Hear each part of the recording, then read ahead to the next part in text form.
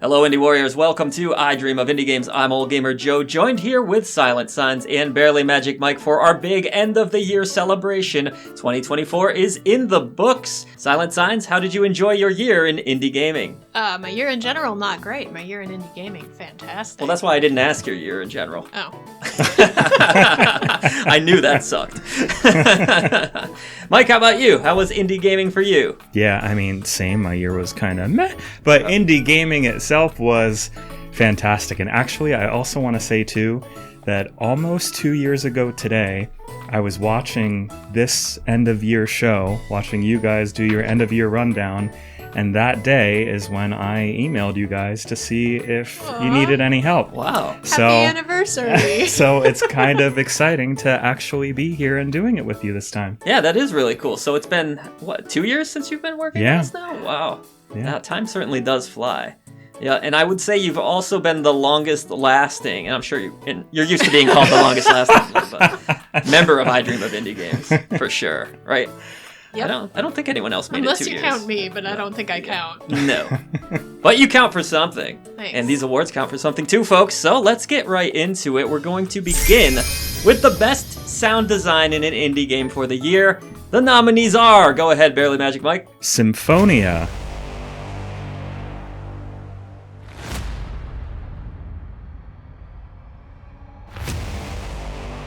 Anomaly Agent.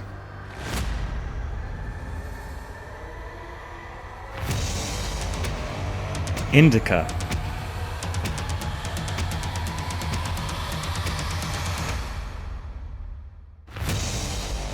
Thank goodness you're here.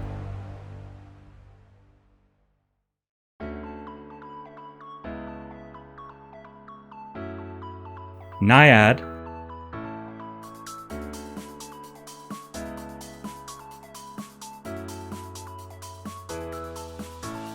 Yellow Taxi Goes Vroom.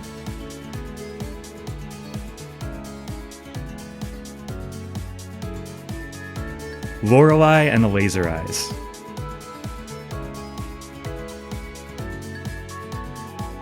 And the winner is Silent Signs. Thank goodness you're here. The soundtrack is obviously fantastic. There's a lot of silly sounds that you just don't hear The sound effects are just fantastic all around. I was going to say, Barely Magic Mike, what about the sound design stood out to you? I just think it adds so much to the humor level of it. I mean, if we're being real, it's a game without a ton of traditional gameplay. You're just kind of walking through, but it's really just gag after gag after gag, and all of them have some sort of comedic slapsticky sound effect to it that's just done so well, and it's so memorable. Like, I can just hear some of them in my head right now. Yeah, I loved that game. It was one of my favorites. Speaking of slapping, it's one of 2 games we played with slapping. Yes. That is so true. That will be mentioned a little bit later in this show. We did want to acknowledge there was a runner-up in this category because we really went back and forth on this one, but Indica was our runner-up. And, you know, I almost could see this winning just as easily as Thank Goodness You're Here ultimately did. Indica is very odd sounding, though. It's not going to be for everyone, but it really is amazing sound design, and I have to acknowledge the voice performances in that game as well.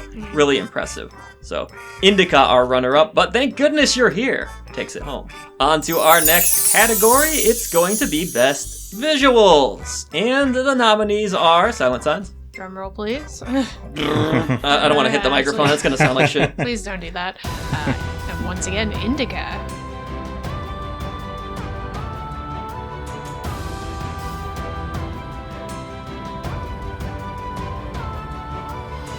Neva.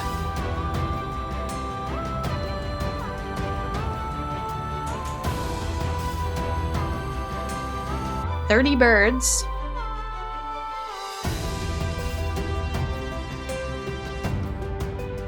Europa.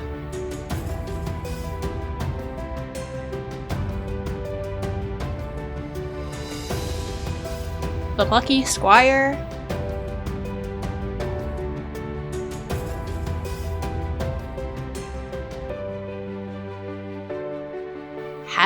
#blood.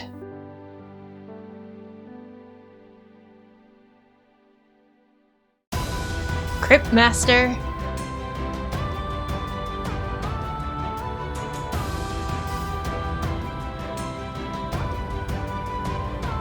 Thank goodness you're here.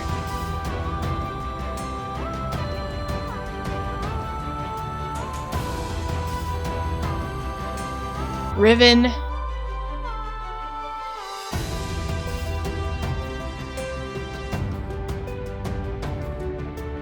And Spirit Hunter, Death Mark II.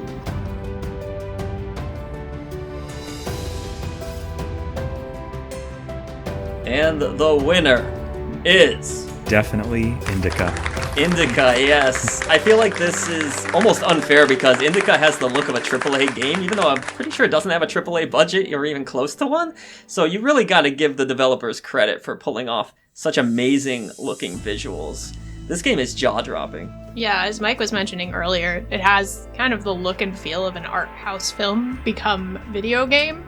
And there's just so many styles that shouldn't go together that come together in this game that make it just look incredibly and unique. they just work. Yeah. Like, there are so many there are pixel art sequences, there's the random coin collecting, which is I mean, that's a whole conversation on its own, but I mean, it just looks so striking. Like the cinematography, the way the camera would follow people's heads and faces sometimes, if you know what I mean. Oh yeah. That was so strange, but yeah, one of the most striking looking games There's I've ever played, for sure. Nothing else quite like it. Yeah. Yeah, and if I had to have a runner-up on this particular list, I'd probably go with Riven. I know it's a game you guys didn't play yourself. You're not necessarily a fan of Myst or Riven or any of those games. I know Silent Signs, the Cyan games. But I did think this game was visually amazing if you have the right rig. You'll see some outstanding set pieces in that title. And all of these games were really... they're on this list for a reason. I imagine it would be incredible to experience something like that in VR. Yes. Yeah, in fact, I want to say they added VR to that. Makes so sense. That's a pretty cool way to experience it, I bet. Or maybe terrible and bad for your stomach. I don't know. Either way. Yeah. Either way, though, Mike, any other games you want to acknowledge on this list? Yeah, for best visuals, I will say I didn't love the game all that much. I thought it was okay. I got lost way too much to have consistent fun, but 30 Birds, I mean, what an amazing art style. It I looks agree, so yeah. cool. The combination of 2D and 3D, the amount of color, the way they use this sort of Persian art inspired theme to really add so much life to everything. No matter what you think of the game itself, good, bad, or mediocre, I mean, I imagine everybody would acknowledge it was incredible to look at. Yeah, I agree. The developer actually ended up sending us some stickers. I don't know if you saw them, Silent Signs. Yeah. But even those were so cool looking that I plan to stick them around my office here. I'd also shout out the Plucky Squire, just for having the 2D meets 3D. Yeah, that Art. storybook come to life kind of feel. Yeah, staying on theme with the 2D meets 3D. Yeah. For sure. And I do want to shout out hashtag Blood because it truly does look like a Cartoon Network show brought to life in I mean, video they're game all form. great. All of these games are great. Yeah. Again, they're on this list for a reason, folks. So let us know in the comments below, by the way, what were some of your favorite games for each category that we talk about today. And eventually we'll be getting to Game of the Year, perhaps the most controversial one, the one that gets you all heated down there. So, anyways. What? Heated as in argumentative. Never mind. And down there, as in, moving on. Most innovative title. We have Uncle Chop's Rocket Shop.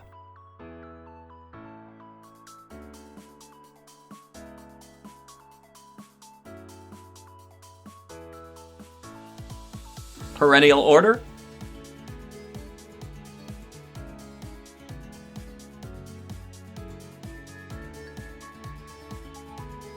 Crypt Master.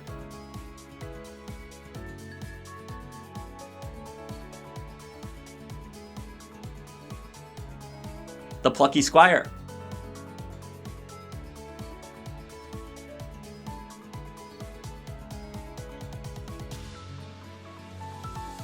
Rose and Camellia.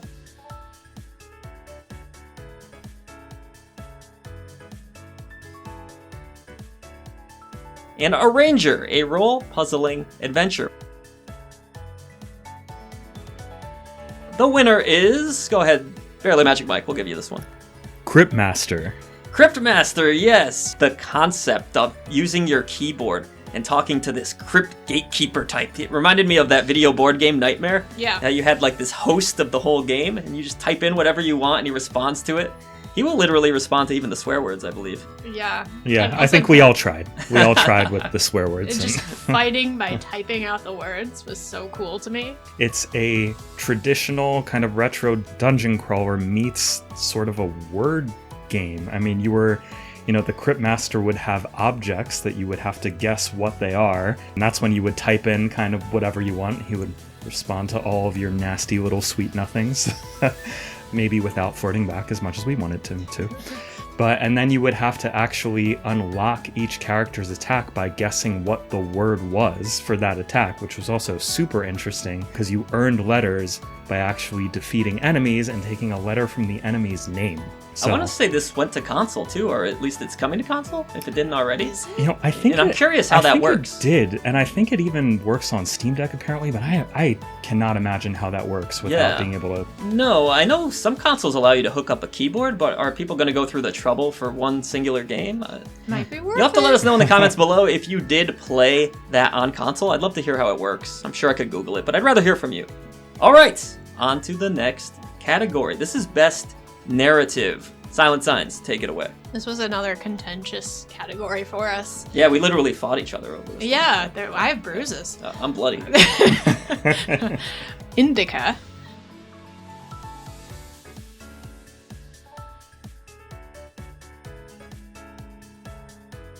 Dungeons of Hinterberg.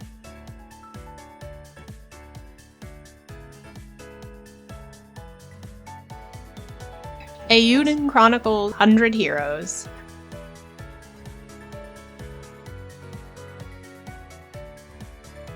Reveille.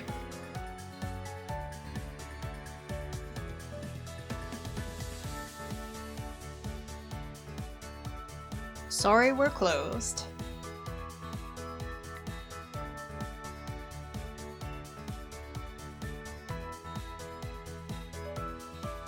Athenian Rhapsody.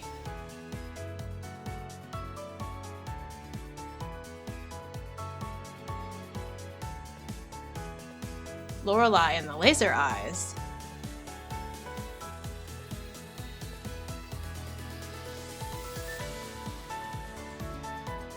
And Beyond Galaxyland.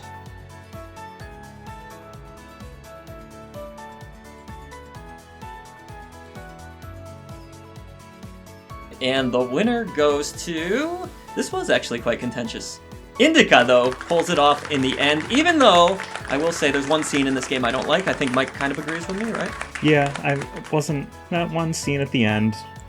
I mean, I think anyone with like a heart would agree with you, but Yeah. I also feel like even if I don't like something in narrative, if it has its intended effect of making me feel some type of way, then I think Yeah. it is effective. I would agree with that. I was affected by it, a little, grossed out, and Absolutely. not to spoil anything for anybody, but it's Yeah. just play Indica. Don't play with the kids. No, don't play with the kids. But I would also Get a just- babysitter. I would just say generally, Indica is definitely the most thought-provoking game I played this year. So Yeah. from that standpoint, you have to give them a ton of credit. You will be thinking about almost every scene in this game, and you'll be thinking about the whole game long after you finished it. I think you were high when you played it, Mike, right? So that must yes. have been absolutely terrifying. Yeah. I'm the type that does not do well when I'm high and Oh, looking at crazy shit. I So love horror when I'm stoned. Playing an art house, playing what ostensibly is a playable art house horror movie when I'm stoned, that is fantastic. I mean, I need to do a sober playthrough. I totally will one day, whenever I find the time. yeah, With no, all these it's, games to review out there, but I will One say, day. I mean, we played through it, and then we watched a playthrough of it, and the second time, it hit me even harder than it did the first time. Yeah, so it is a game where you really want to go back, revisit, see some of the key points you might have missed, and there's a lot to decipher there, so I definitely would agree. Even though I think Dungeons of Hinterberg is very, very close to winning this category, that would be my runner-up. yeah, I would say so too. I would say Dungeons of Hinterberg has a really great story with a lot of cool characters and very Persona-like, that one, but in a way that sort of felt a lot less tedious than Persona. Maybe a little bit of a controversial opinion. We'll talk more about Dungeons of Hinterberg, though, I assure you. But the stinkiest category on this list, Silent Signs. EU. It's worst game of the year. Deathbound.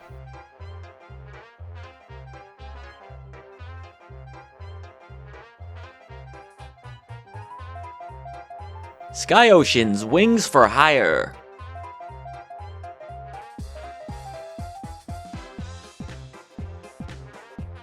Death Noodle Delivery.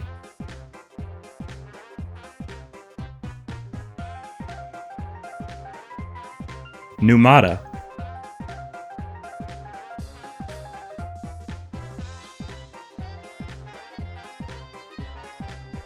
Phantom Fury.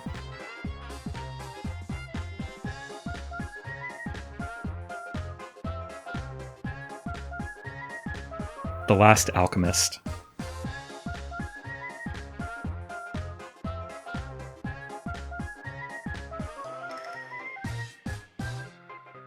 And I just realized you played 4 of these. I did play 4 of them. I had a great year for the Krampuses, if you can call it great. You know what, Silent Signs? I think you avoided every Krampus this year, looking at this list. I did. Because I played Deathbound and Sky Oceans. Honorary mention, the Crush House, I was not a big fan of. Yeah. I didn't quite... We're going to bring that one up again later, too. I wouldn't quite say worst game of the year, No. but yeah, good mention there. But the winner ultimately is... I'll let you take this one, Mike, because... Death Noodle Delivery. Is it really fair to call it a winner? Well, it won the category, so... All right, the loser. Is that better? Yes. I'm sure It needs to win at something other than ending after 2 hours. Because that was the only win I got from it. I was trying to be nice. Oh, all the jokes about, if you can call them jokes, it was just kind of writing about poop. There was a lot of poop. A lot of poop humor. going on. Was there dick stuff, too, or was it just... I think there was some dickiness going on at some Dickitude. point, some genitalia references, all within the scope of its truly Oscar-worthy writing. That game, I feel like if it was any longer than 2 hours, it would have taken years off my life. You're going through the same level over and over and over that just kind of gets extended as the levels go on. Sounds like insanity. Yeah, it was Paperboy, right? awful. In a futuristic setting is what they were going for? Yeah, anyways? yeah, Cyberpunk Paperboy, but no, that was a stinker. It's a real stinker. And even weirder with all that like AI generated art, which I know a lot of people actually argued in the comments about this. They're like, well, that's part of the story, the AI generated art. But I'm like, yeah, but that's still bad. Yeah, not a fan. So yeah, Death Noodle, sorry. But we very much hope your next game is better. For our sakes and yours, really. On to Best DLC. We didn't play a whole lot of DLC this year, but the ones we did play were pretty great. We had Blasphemous 2,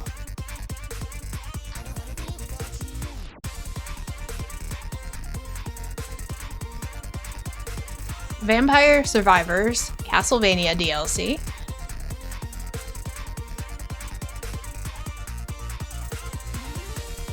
Eastward, Octopia DLC,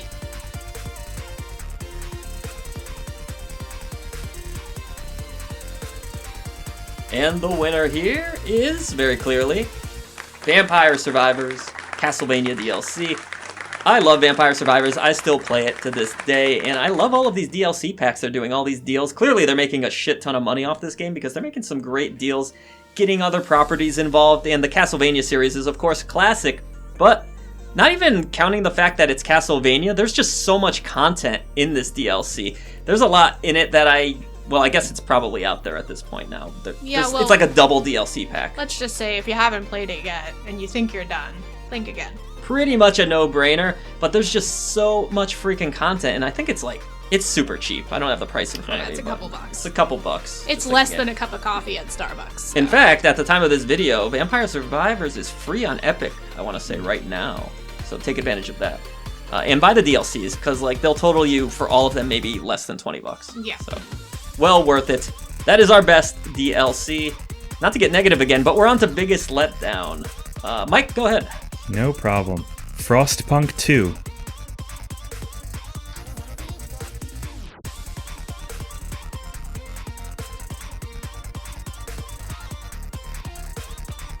Sky Oceans.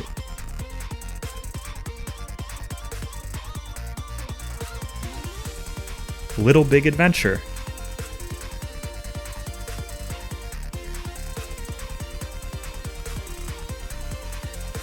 The Crush House.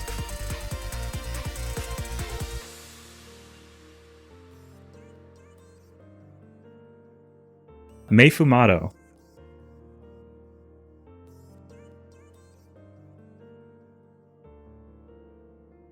And the winner, Silent Signs. Well, again, not sure we should call this a And winner. the loser. I don't know how to handle this. Sky Oceans, Wings for Hire. You know, we do reviews and we often get people like saying, you're wrong about this, you're wrong about that. But when, in the case of Sky Oceans, it seemed like almost everyone agreed for the most part that this game was disappointing and just not good. My favorite part about Sky Oceans was when the city was like being bombed and everything was on fire and the people were just standing around with little smiles on Oh their yeah, with faces. these huge smiles on their faces, like, hey, everything's good. Yeah, There's, the world's there's ending. also one part where you can find the same NPC in 2 locations in the same area. Yeah, with the same name and everything. Yeah. Either they're twins with the same name, or this is a glitch. I'm leaning towards it's a glitch, because the rest of the game is certainly buggy. But this was so disappointing, Mike, especially after, you know, anticipation for a game being like Skies of Arcadia. You actually had a lot of great trailers leading up to this. The game looked promising, I would say. Most people thought it was going to be a good game, myself included. Yeah, honestly, Skies of Arcadia was my very first RPG ever. I really, really loved it, and I was definitely waiting to hear what you'd have to say about Sky Oceans, and it sounded a lot worse than I was fearing it could even be. But here's your shout-out chance, Silent Signs. You wanted to talk about the Crush House earlier, so why was it a letdown? The Crush House was so fondly nicknamed the Crash House because my computer would not run it for some reason.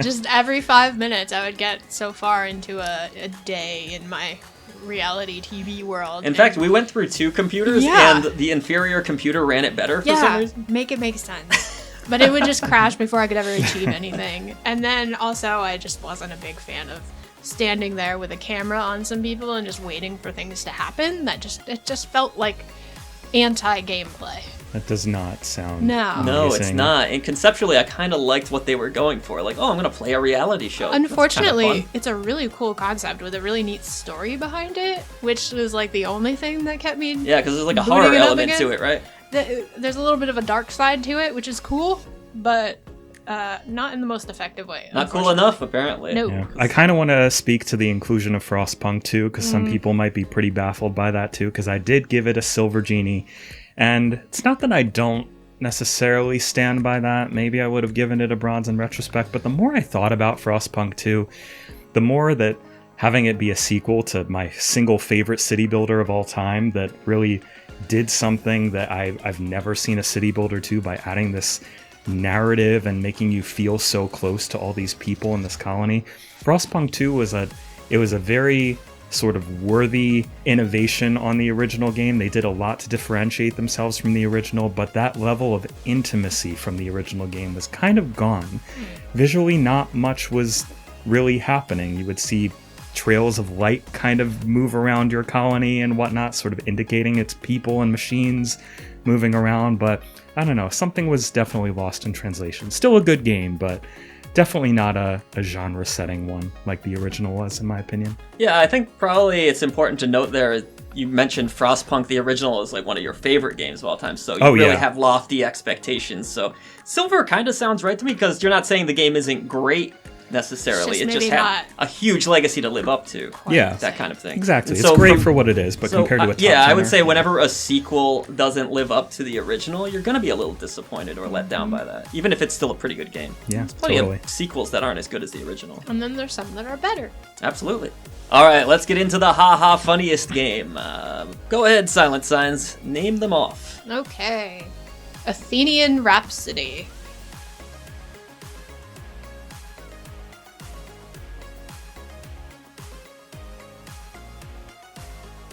What the car?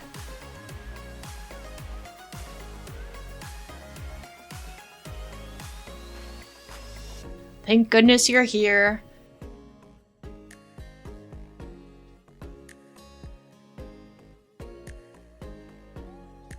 Yellow taxi goes vroom. Apparently we were really into car games.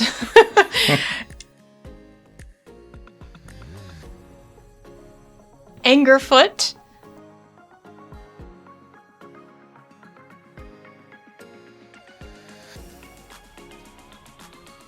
Tiny Terry's Turbo Trip. another car game. Squirrel with a gun.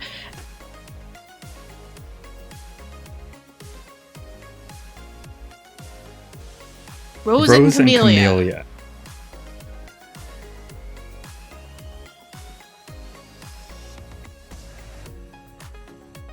All right. With all of that said, we decided that Thank Goodness You're Here is the funniest game of the year. And that rhymes. That shit's hilarious. That is a really funny game. What did you like about the humor, Mike? I will clarify from my perspective. I don't think it's just the funniest game of the year. I think it was the funniest game I ever played, period, of all time. I think every single moment of the game is filled with some kind of gag. It's just so silly, just from walking around hearing somebody at a food cart shouting, "Oily bops! Get your oily bops!" Like, what is an oily bop? I can Google it while you talk. No, that's okay. There's also just some really dry British humor in there that I found incredibly charming. Yeah, and the weird thing about this is British humor is normally not my thing, but this game made me laugh me my too. butt off. I'm just not too familiar with. I haven't watched a lot of British comedy throughout the years, so.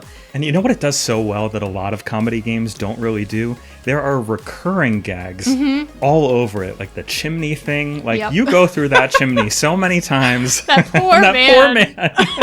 That was hilarious. I do want to shout out Athenian Rhapsody real quick. I think this game was clever, funny, had some really quirky, offbeat characters. Reminded me a lot of classic games like Earthbound, Undertale influence in there, and just some really interesting humor. I know, Mike, you kind of fell off the game, even though I loved it, but you did get some laughs out of it, right? Yeah, I totally got some laughs out of it. I think that gameplay-wise especially, it felt a little too Undertale-y for me, but not as good as Undertale. And some of the humor was a bit of a miss for me, but I can't deny there were several times I laughed out loud. It was really dumb, in a good way.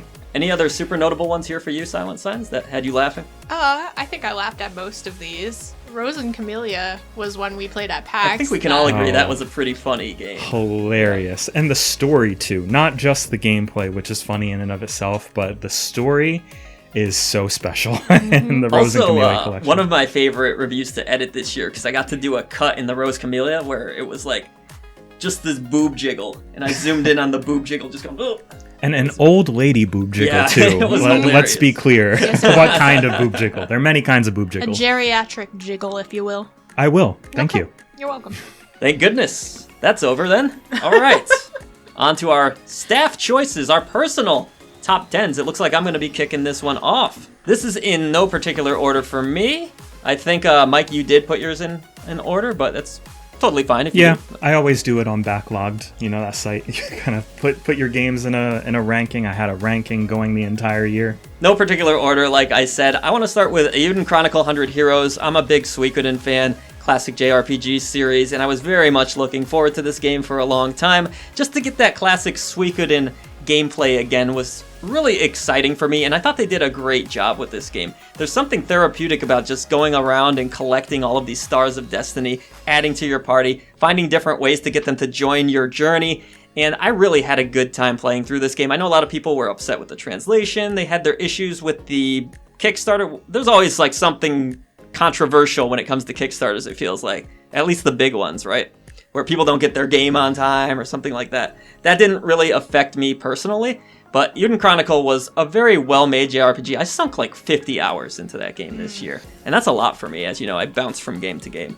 I can't remember the last time I sunk that many hours into any game. Yeah, no, I surprised myself by sticking with it that long. Next is Indica, a game we've talked about a lot here, and this was the most challenging review I think I did this year. I feel like we have to address the elephant in the room. You gave this a silver. I did. I gave it a silver just because I couldn't ultimately call it essential, which is what our Golden Genie lamp is, and I just don't feel like Indica is necessarily for everyone. I could see someone not liking this game entirely, actually, but I really liked it. I thought it was bold, ambitious.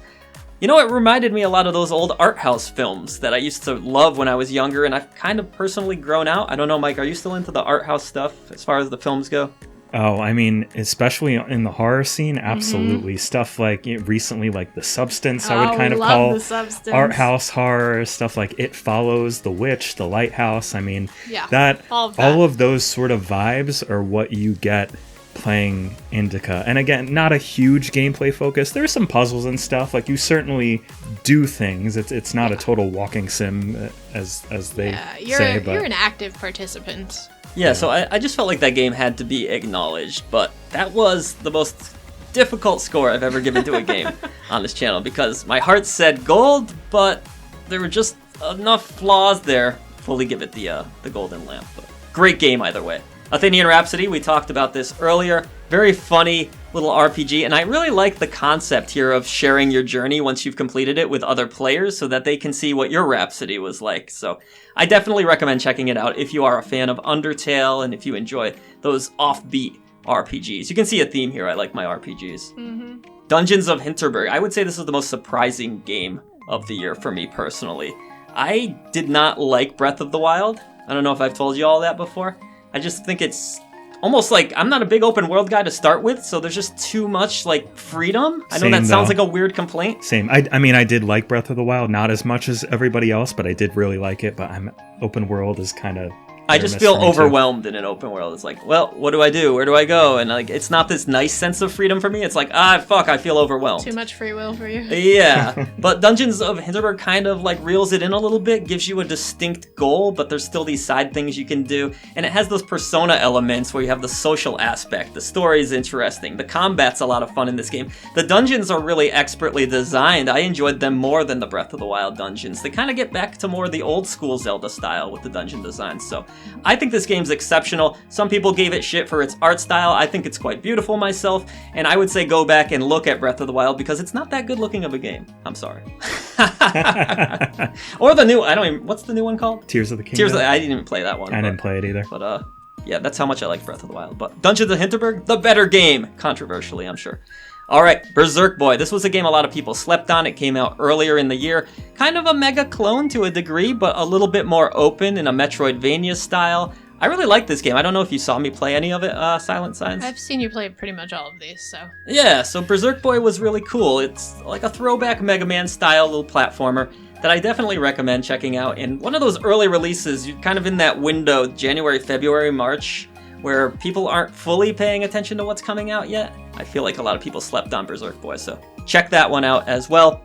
Lorelei and the Laser Eyes, I think that's going to at least be on Silent Sign's list. No spoilers here, but one of the most unusual, awesome puzzle games I've ever experienced. And one of the most difficult, too. But it was so fun sitting here with Silent Signs and figuring out how to crack these puzzles on pen and paper like the old days. And doing a review, often, you know this, Mike, we don't have strategy guides or anything half the time, if not more than half the time. I still have my notebook. Yeah, Silent Signs has the book here, and it's just like an enigma to even look at this thing.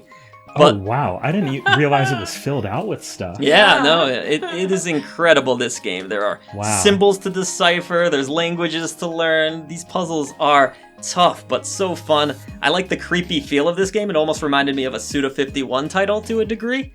I had a blast with Lorelei, and personally, I think this is one of the best games of the year, along with Mini Shoot Adventures. Another game that really surprised me. I know you guys enjoyed it as well.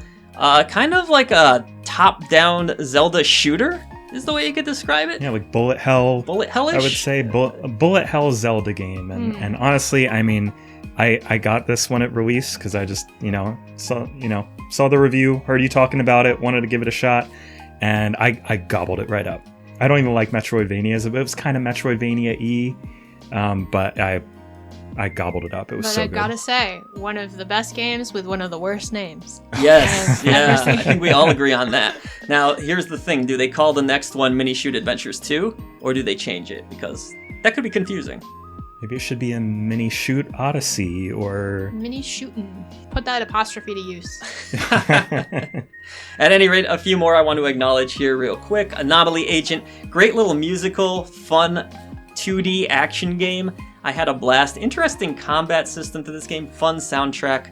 Definitely recommend checking it out. A later release. Again, these kind of fall on deaf ears sometimes. This came out just this month, wasn't it? A couple weeks ago, really. But one of the coolest games I played this year. Anton Blast, which I know gets compared to Pizza Tower, is it? A lot? Yes. Is that the name of it? Pizza Tower? A game I didn't play myself much, so I don't have that comparison. But this one is a lot like a classic Wario Land game. So if you enjoyed those titles, I think you'll really have a good time with Anton Blast. And the last one that really, really surprised me this year was Gimmick 2. This game was awesome. I know you played some with me, Silent Signs. Yes. Definitely a cool little puzzle platformer. where you use your star to solve different puzzles and you're platforming. And I had a blast with this. It is challenging. And the great soundtrack from the legendary David Watts. My favorite. One of my personal Another one I favorites. definitely need to play. Oh, As a it's so- huge fan of platformers. So good. So many good platformers this year. It's crazy. And the game makes you feel smart sometimes, which I like. I always like Or feeling like smart. you've like learned something. Yeah, for sure. So that was my top 10. All I right. hope I didn't babble too much, but You did, but it's all right. that's It's what your- this is it's all your about. channel, It's you all know. about babbling, yeah. All right, I'll list off Ophidian Mind's top 10 indie and AA games of the year. I'm afraid I can't really give commentary to any of them, as I don't think I played any of them other I think you other played. than one a little bit. Yeah. But Lorelei and the Laser Eyes, I talked about that one. Yep. Great puzzle game. Morbid, The Lords of Ire. I don't even think I know No, I this didn't one. play this one. That sounds familiar. Yeah. Crypt Master. There you go, Crypt Master.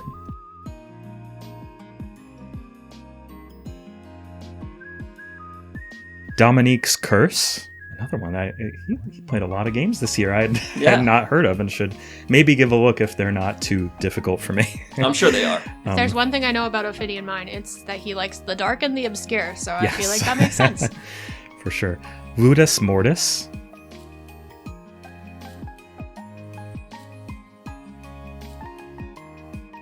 Euden Chronicle, 100 Heroes.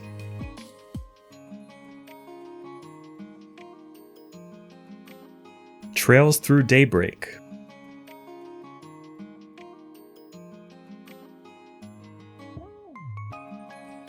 Spirit Hunter Death Mark 2.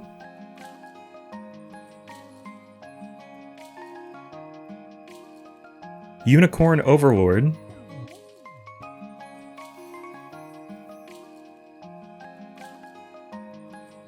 And Ease X Nordics. Ease 10. 10. Can you see how much I play RPGs? Great series. Ease 10 Nordics. Have you heard of the Ease series at all?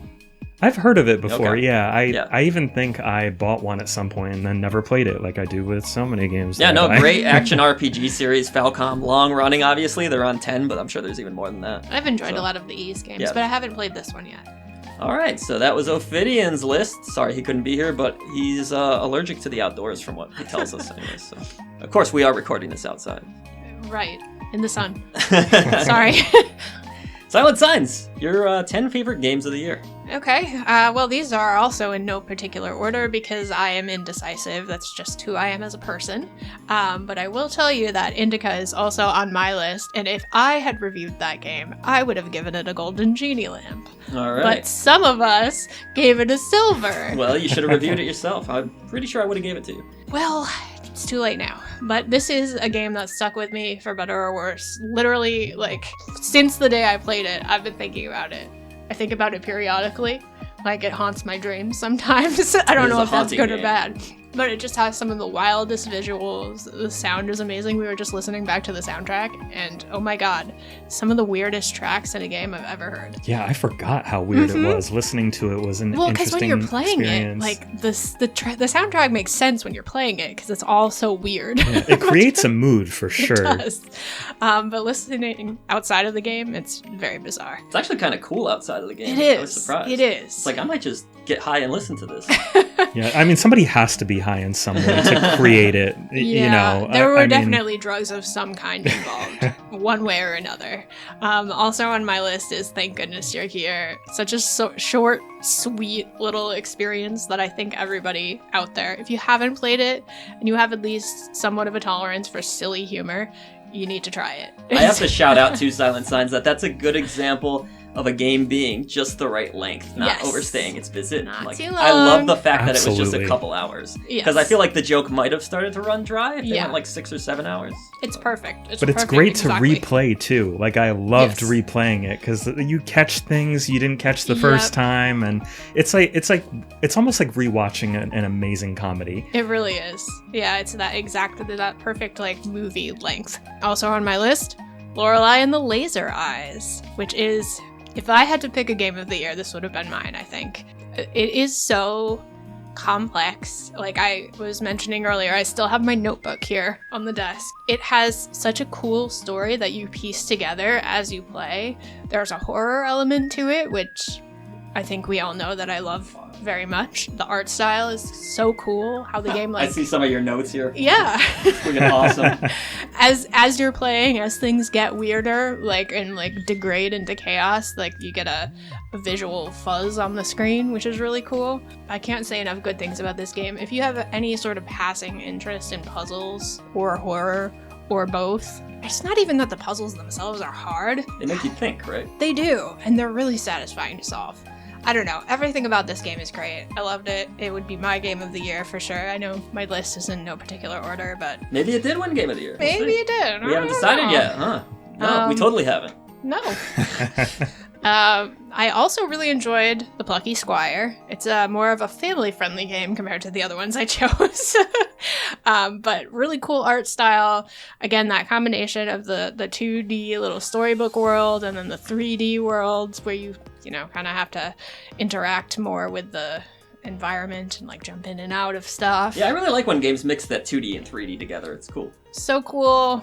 Really pretty to look at. I think it's well made and great for the family. And sad that it's not more places on this list, but sorry. Mike didn't like it that much. I'll recover. I need to try it again now that the streamline mode has come out that has less dialogue and hand holding. Oh, it's just I liked it in You're always Mr. Hand when I was playing it. You're like, hold my hand, please. It depends. I felt like I was watching The Plucky Squire more than I was playing it. It was driving me crazy. Maybe it needed to hit me in the right mood, but that's fair. I mean, I'm with you, Silent Signs. I like that game because it kind of unfolded like a childhood book, and I was like, it brought me back to my youth a little bit. It is very youthful and lighthearted compared to most of the things I play, and I feel like I needed that at some point. Another game I really enjoyed was Beyond Galaxyland, which has another really cool pixel art style that doesn't quite look like anything else. It's very cinematic. Yeah, almost like a voxel look to it. Mm-hmm. It's interesting. Great soundtrack in this game. Really intriguing story. I know, I mean, you didn't play it, Mike, and you only I saw you play quite a bit of it. I really liked what I saw. I fully intend to play it. It seems really good. The story really grabbed me, which is great because it's an RPG, but it's also not one of the longer RPGs out there that doesn't require a huge commitment, and I know some people appreciate that as well. I love when my games grab me, I just want to say. You want to elaborate on that? What kind of games are you playing? Just saying. Also on the list is Crypt Master. I think we can all agree this is one of the cooler concepts of a game that's come out as of late. Just that freaking host is so cool. Yeah, it reminds me of so many things, yet it's not exactly like any of them. Some kind of like creepy game show you're on, or like it has a weird vibe. It knows exactly what it wants to be. Yes. It is so uncompromising in what it wants. Even the menu, you can't navigate with like a mouse or like you have to use the keyboard. I mean, well, like you know what it. I know you mentioned Nightmare the board game, which I can see that a little bit, but also it reminds me of like a typing game I would have played as a kid, but just like really dark and twisted version of it, and I think that's cool. And then you mix that with a dungeon crawler, it's like a really interesting combination. It does all of those things so well that you can't help but be fascinated by it. Kind of want to play more of that now. Mm-hmm. We also agree on Gimmick 2. See, I'm glad Gimmick 2 is getting some love here. Loved Gimmick 2, was really surprised by it. Was playing it, wondering why I was jamming along to the soundtrack so much, and then I realized it was David Wise, which makes total sense. Donkey Kong Country fan. Favorite game of all time is Donkey Kong Country, and part of that is the soundtrack, so all of that scans. Even that aside, though, the game is just really fun. It is really fun, it's really hard, really challenging. Yeah. You don't even normally like platformers, do you? I like platformers, but it really depends. They have to either grab me or they don't. Yeah. You know? I could see that. Some of them don't grab me even, though I love them so much. If they're challenging just for the sake of being challenging and I don't feel like I'm ever getting better at it, then I'm not a fan. That it seems like like indies go one way or another with platformers. They're really great, or they can be pretty bad. Yeah. Like Kaze and the Wild Mask comes to mind, a game I really like. Oh, so good. I played that this year for the first time. Oh, good game. If it came out this year, it would be in my top 10 for sure. It was a great game. Moving right along. Sorry, not to distract you. No, by all means. What the Car?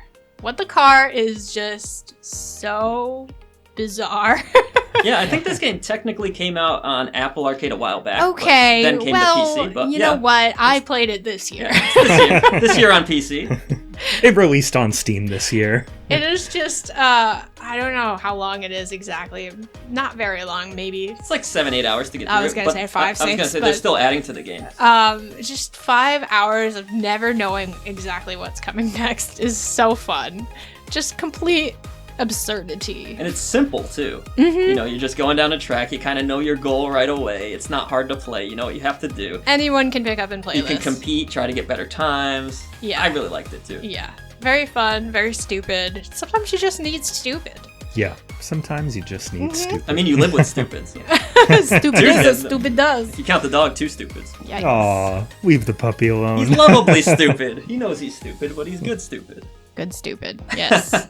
What's not stupid, though, is Symphonia, which is another platformer, actually, precision platformer. This is another late edition. A right? late Yeah. edition, beautiful soundtrack, once again. I'm attracted to a good soundtrack, can you tell? But it really feels like it's intentional in this game because of all of the different instrument aspects to it. Like, all of the worlds are themed around the symphony, and the different levels are based off of different types of instruments, like woodwinds and brass, and It was tough, too. Really Precision tough. platformer, so... yeah, Yeah, it reminds me a lot of Celeste. I was gonna say, Really? calls to Yeah. mind Celeste a bit in a lot of those precision aspects. A little But frustrating, though.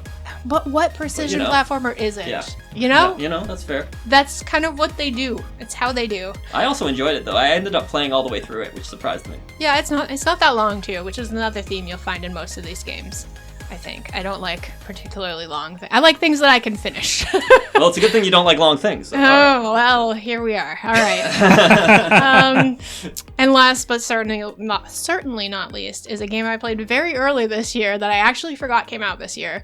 But I think it's stupid fun, and that is Turnip Boy Robs a Bank. Yeah, this is one that you could easily forget. Yeah, It was like January or something. It was pretty early on. this is More of a rogue structure to it. yeah.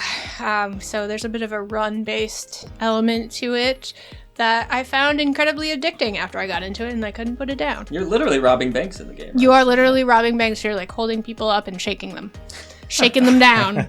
I like Turnip Boy as a character. It's so. yeah. I love dumb things, as it turns out, and this is one of them that just tugs at my heartstrings. They can do a lot with that concept. Mm-hmm. I'm sure there will be more Turnip Boys to laugh at. Can't wait for Turnip And Boy with- Commits Murder. All right, on to Mike's top 10. And you did order these, right? So I did order these. feel I do free to love, go from like 10 up if you want. Yeah, I did. I do love making lists. I do love putting them in order because I'm really cool. So starting with number 10 is Neva, and actually it was sort of interesting that I'm not the biggest fan of Grease, the very popular, very well-known game that came before Neva from I still Nomada don't know how to Studio. say it. Is it Gris or Grease? Grease, I believe. Yeah, I It's believe Grease? it's Okay. Grease. Like Grease Lightning. Okay. I thought it was one of the most beautiful games I had ever played, but I was a little bit bored, and don't hate me in the comments for that one, but I wasn't, it felt like I was not really engaged in the gameplay very much, and I was just sort of walking through things, and it was pretty, but it wasn't really doing it for me. But Neva bridged that gap for me. Neva was really, really good. I loved the story behind it. I thought the gameplay was a lot more compelling with the platforming and the combat just being sort of just complex enough to keep me engaged while still focusing on its story and incredible world kind of first and foremost. I really dug Neva. I did feel like it ended a little bit abruptly. I kind of wanted more at the time the credits rolled, but in a way that's a compliment all its own. So, all right, number 9, I have Dungeons of Hinterberg, a game that really, like Joe said, it kind of came out of nowhere this year for me. I know a lot of people had been looking forward to it, but Dungeons of Hinterberg was the sort of game that I don't normally enjoy that much. Like, I think Zelda likes are sort of okay. They're pretty good, but they can be sort of that Breath of the Wild feeling where it can be sort of like large and aimless and you don't necessarily know what you're doing or where you want to go. Overwhelming. But Dungeons of Hinterberg had an interesting sort of combination of being focused and being sort of large and open. You could pick which dungeons you went to, And you could do a lot in town with these sort of persona-like social links and with lots of really compelling characters that would help you in, by giving you new moves in combat or special items or things of that nature. But it was just a really cool combination of stuff. I was a big fan. Number 8, I have a game that got nowhere near enough attention this year, and that is Valley Peaks, which is kind of a cozy game, which isn't normally necessarily my vibe, but No. it was cozy in a way that was also super engaging because it was sort of the cozy element kind of happened on the ground, like you're talking to a bunch of different characters, completing little side quests for them. All of them are very cute frogs. Any of you who love frogs should definitely check out Valley There's Peaks. one on my desk right there. Oh, would you look at that? But then there was a surprisingly robust sort of 3D climbing platforming element too, and the way these mountains you had to climb were designed was really, really clever. And when I thought I was finished the game, there was a whole second half of the game where you sort of redo. It was almost like a new game plus, but where everything was very, very different and much more challenging, actually. Probably the most challenging cozy game you'll play, but a lot of the challenging stuff is kind of optional. Challenging cozy, huh? Yeah. Very, very, very cool game. Sometimes Valley Peaks. it's hard to relax, okay? I guess so, yeah. Number 7 is Mini Shoot Adventures, which I know we've already talked about a little bit, but another game that wouldn't normally click with me that much, but I do love a good bullet hell game, and the way they combined it with a Zelda-like was just... Honestly, it was kind of masterful, the way the level design kind of all fed into this incredible experience. Beautiful, too. I actually thought it was a very pretty game, very colorful. It was nice looking, yeah. Played great on the Steam Deck. It was just, I couldn't get enough of it. I think I beat it in 6 or 7 hours, something like that.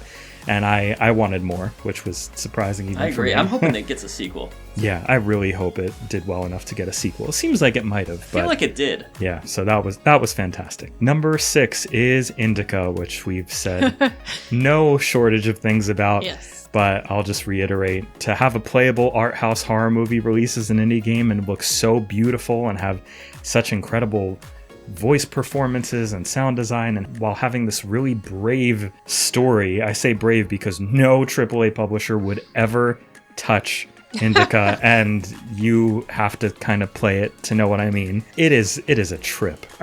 It is such a trip. I feel like they would really have to dumb it down for it to pass any sort of AAA publishing. Yeah. Yeah, a lot of elements would have to be removed for sure. But we've said plenty on that one, so moving on to number 5, another game that many, many people have said plenty about, but not us yet in this video, Surprising. is Balatro.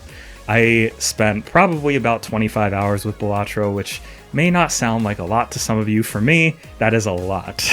I do not play games for that long for the most part, since we're typically reviewing quite a few games, and I'm always trying to catch up on my own too, whatever the best of the year are. But Balatro is just an incredible experience. It's so unique. Adapting poker into a roguelike was a really clever concept that works very seamlessly. I just think the way that it was designed was very well thought out. All the different crazy Joker effects you could put into your hands were just incredible, and it was worth every hour I spent with it. Yeah, that game became a phenomenon this year. It really did. I almost don't want to include games in these lists that have already gotten a ton of attention, but Balatro deserves it. It really is an incredible game. Feels like the Vampire Survivors of this year. Totally. Yeah. All right, number 4, another game we've said a ton about, but thank goodness you're here. Truly funniest game I have ever played. I enjoyed it so much. I've played it multiple times with friends, and that is saying something from somebody who doesn't generally replay games, like kind of ever. I mean, listen, it's only about 2 hours long, but it's just such a good time. Number 3, I would never, ever have imagined I would put a Souls-like on my top 10 list for the year. And I know that neither of you played this one, but Perennial Order was such an experience for me. I really don't like Souls-likes. Many of you probably know this because I've mentioned it several times. But I feel like they're a genre that kind of wastes your time. You have to redo things a lot. You lose huge amounts of progress when you fail, and I certainly like my hand held more than that. But Perennial Order managed to have all the great things I love about Souls-likes, that fantastic combat, really creative enemy design, incredible world building, and combine that with a design philosophy that didn't want to waste your time. There was always a checkpoint right before a boss. Sometimes there were even checkpoints during a boss. And it still managed to be incredibly difficult. There was at least one boss I'm pretty sure I tried at least 80 times and finally beat it. But so I definitely wanted to hurl my controller at the screen a few times. It is still a Souls-like. Don't don't worry about that. But Perennial Order was fantastic. It really did a lot right. The art style, which I didn't even begin to cover, but you can probably see right now with the footage, is just incredible. I love the plant theme. The plant, so cool. Plant-themed Cosmic Horror. I never thought anybody would tackle something that specific, but they nailed it. Another one came out of nowhere too. Yeah. Very small developer. Yeah. Very small project, and they were absolutely ecstatic to see that it got the Golden Genie Lamp of Approval. So That's awesome. Yeah. Well, they deserved it. I really hope more people play that one. If you're into Souls-likes, you gotta check it out. All right, number two. Number 2 and number 1 were very kind of interchangeable for me in a sense, but number 2 I had it as Yellow Taxi Goes Vroom. Probably the single most delightful game I played all year. The bright flashing colors may not be for everybody, and you can tone them down in the settings. Accessibility options for the win. But Yellow Taxi Goes Vroom is a combination of like a retro 3D platformer you would have found on the N64 and Crazy Taxi, which seems like a combination that not that it wouldn't work well, but you kind of wonder how it would work, and it really does work. It's so silly. All the characters are really fun. It's got a great sense of humor to it. But the best thing about it, I would say, is that your moveset, being a platformer, your moveset in it doesn't really change from beginning to end. It's that you learn more how to use it. So, I would go back to earlier levels with moves that I did have unlocked at that time, and I was able to traverse them completely differently than when I started the game, because it's just playing through it is such a learning experience to see how this very unique little taxi controls, because it's a 3D platformer without a jump button, which is pretty weird all its own. Yeah, I think of all the games I didn't get around to playing this year, that one is the one I regret the most, so I'm going to have to make a goal of that for sure. I played the demo and really enjoyed it. Yeah, I remember you liking it. Meaning to go back ever since. Yeah, it's silly stuff. It probably takes about 10 hours, 10 or 11 hours if you, don't go for everything. That would take a lot more time, but a worthy, very, very worthy 10 or 11 hours indeed. And number 1, also a platformer, is one that I just, it hurts my heart how little attention this game has gotten this year, and that is Promenade. Right before we started recording this, I saw Promenade only has 111 reviews on Steam, which again, just shatters me. Promenade is what would happen if you took Super Mario Odyssey and made it a 2D platformer instead of a 3D platformer, with its own sort of special moveset and charm. I think that what really struck me the most about it was it had such an incredible sense of how to create an interesting sort of small open world to explore. The level design was so clever. There were all sorts of little races and quirky characters you could interact with. Every level had its own sort of abilities and powers. It is a game that manages to be also very sort of cute, very cozy in a sense, but did not sort of let up on that challenge. It was a challenging platformer in a way that felt really good. The moveset felt incredible. So I was obsessed with this game. I kept going back to it every single day until I beat it, even while I was reviewing other stuff. So Promenade, sorry. Keep messing that up.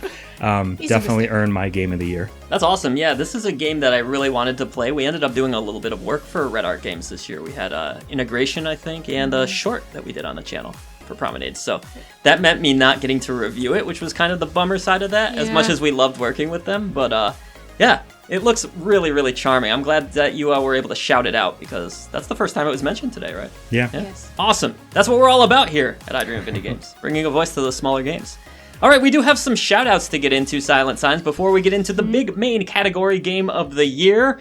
These are some games that I didn't personally get to spend any time, maybe a little bit in some cases, but for the most part I didn't get to play a lot of these, but we know a lot of you fans out there enjoyed them, and I think Mike got to spend a little bit of time with some of them, so we'll try to elaborate a little bit here or there, but these are our shout-out games that we want to mention because we know they were near and dear to your hearts. Go ahead, Silent Signs. Sure. We had one which I was very much looking forward to playing and then sadly never got to play, which was Animal Well. I've been looking forward to that game for years.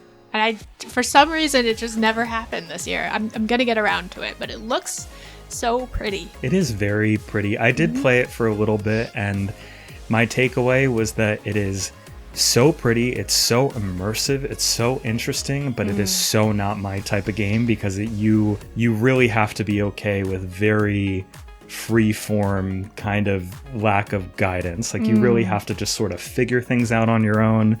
And, for better or worse, that's not my personal thing, but I respect the hell out of Animal Well. Yeah. And it's I believe a debut project as well for that developer, which... Yeah, I know it had a ton of correct me if I'm fans, wrong, so but... a lot of people greatly enjoyed that game this year, so I thought it was worth a mention, at least. Beautiful looking game.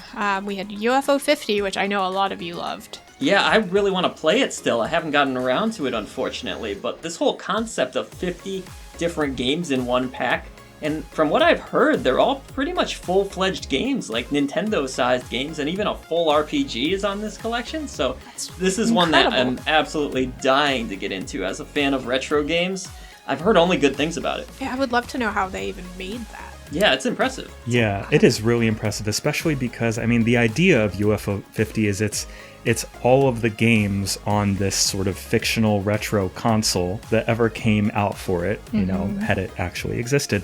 But that includes sequels to games that, like, some games on it had their own sequels as you kind of get later in the pack, which is just so cool that they did all that. I did play some of the games in UFO 50.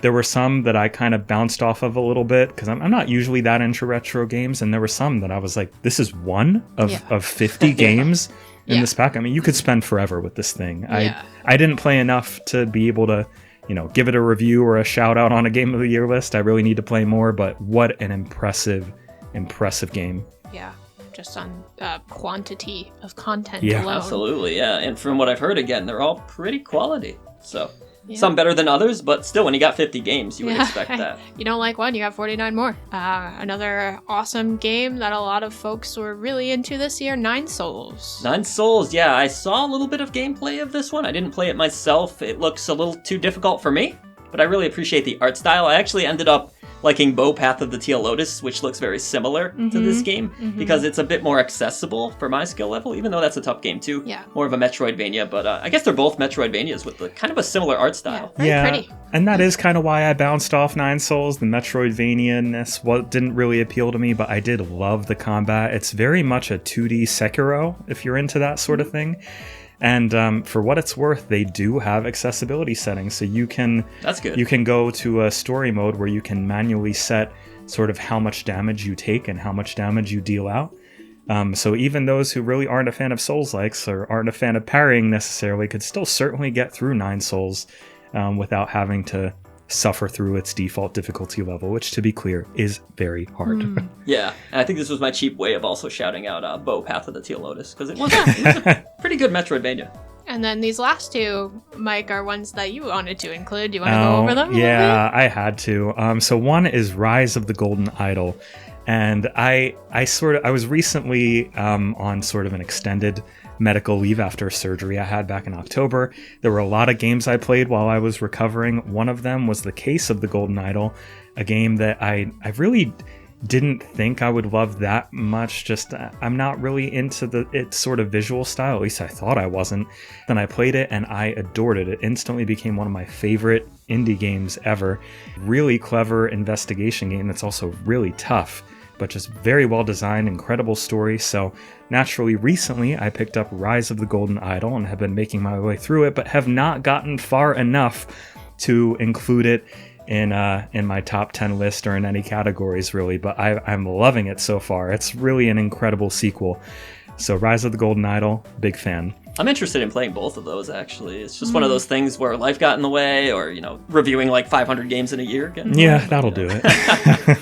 Last on this list, we're going to shout out, and it is an early access. I think this is the only early access game we mentioned. Yep. And it's Manor Lords, which I feel like just had to be mentioned. Yeah, Manor Lords, what an impressive game. Looks unbelievable. It looks unbelievable. And it plays great too. I mean, for an early access game, I really ran into so few hiccups with Manor Lords. It's a beautiful game, incredibly optimized. The scope of the thing is so ambitious. Just wow. Just how far you can zoom in and zoom out from your settlement.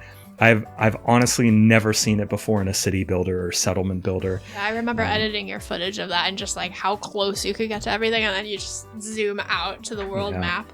Insane. That was an insane visual moment. Probably, like, if this wasn't early access, it would have definitely won best visuals. Yeah. I feel like. Yeah. I was looking at that at one point and being like, "Is that my dad out there on the farm?" It was like, holy shit, this looks real. Tilling the fields. It was really almost like photorealistic. photorealistic. And for one guy to primarily develop it over, I think he said 7 years or something like that. I don't know if they have a team now that it's in early access and got a lot of attention, hopefully, but just, wow is all I can say about Manor Words. That when that hits 1.0, it is going to make waves for sure, if it hasn't already. Well, there's our shout-outs, folks, but let us know in the comments below. I'm sure you will which games you loved this year that weren't mentioned here on the awards so far. But we do have one more category before we get out of here. Kind of important. Is, of course, Game of the Year. Indie Game of the Year, or AA, whatever you want to call it. The line is blurred these days. First up is Balatro.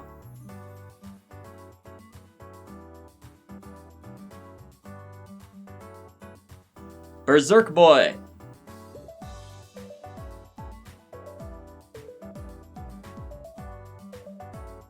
Indica.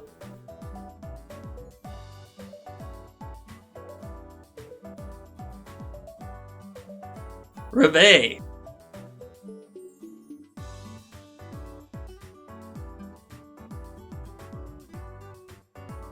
Yellow Taxi Go Vroom.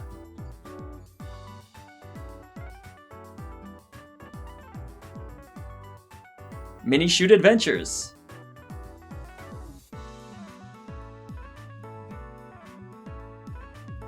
Eiyuden Chronicle 100 Heroes.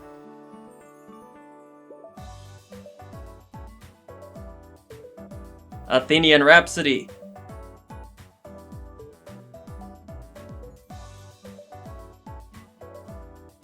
Lorelei and the Laser Eyes.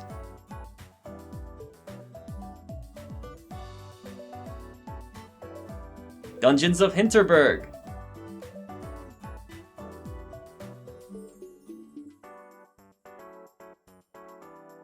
Thank Goodness You're Here.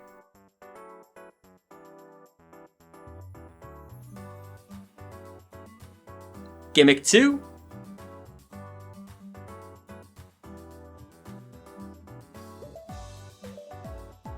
Perennial Order.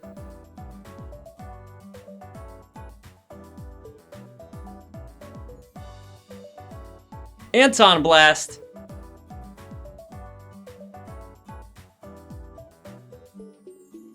And Promenade.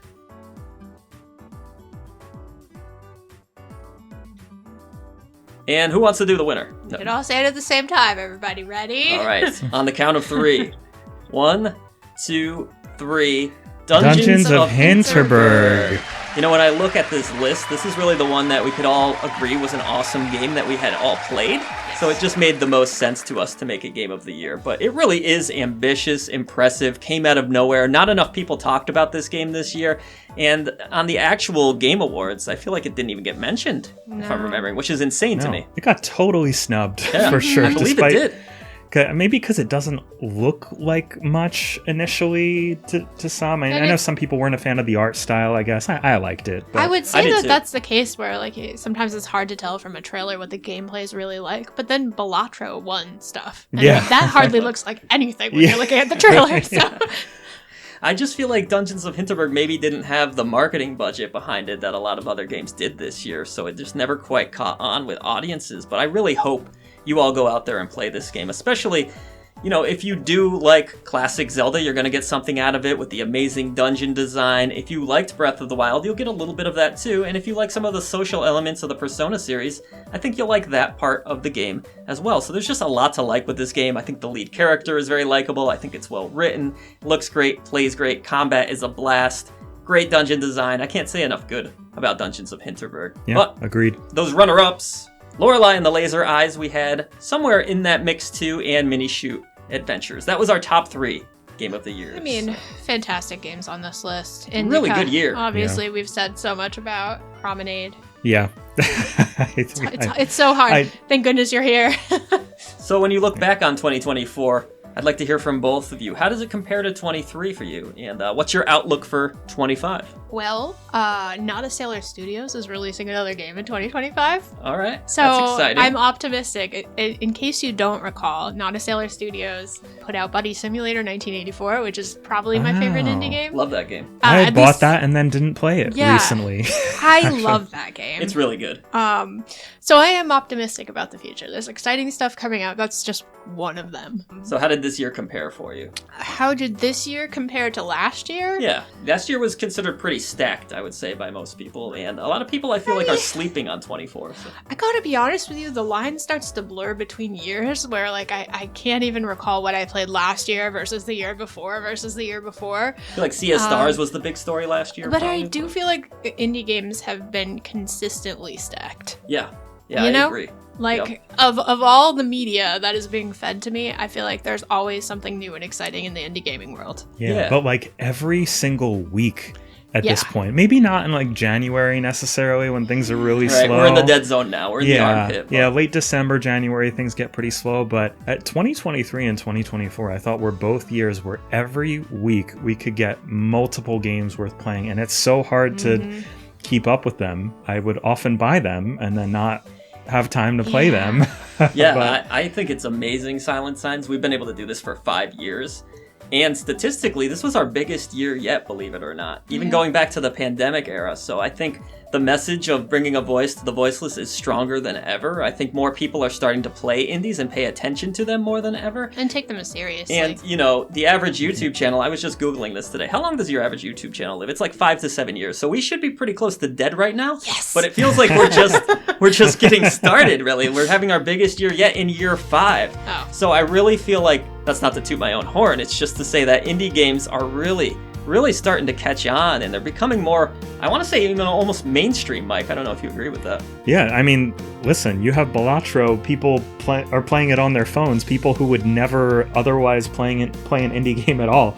I mean, indie games are definitely becoming kind of mainstream in a sense, but many of them are always going to remain very, very indie, but, you know, we love them. And what were your thoughts, Mike, as far as this year compared to last, and ultimately your outlook for 25? This year compared to last, it's actually really hard to compare because both years I felt like I had one of the best problems ever in just having no idea what to play because there was so much that I could play, and I didn't get around to it. There were so many other games this year I wanted to try. Arco I wanted to try.